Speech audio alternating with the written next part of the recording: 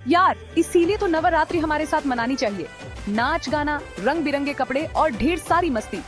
9 से 11 अक्टूबर तक षष्ठी, सप्तमी और अष्टमी के दिन दी नोबेल रिसोर्ट के मिर्च मसाला रेस्टोरेंट में होगा डांडिया गरबा का धमाल। चलो मिलकर मनाते हैं नवरात्रि। डांडिया गरबा के साथ साथ लजीज खाने का भी मजा लेंगे। तैयार है ना? रंग बिरंगे कपड़े, मस्ती भरे पल और स्वादिष्ट खाना।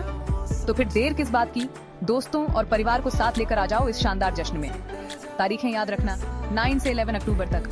हमारा पता है दी नोबेल रिसोर्ट, मिर्च मसाला रेस्टोरेंट, धोबी घाटवा, अनाइट।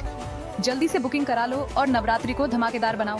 तो फिर मिलते हैं नवरात्रि के इस रंगारंग उत्सव में। सनन चाहे रचिया कर की रात में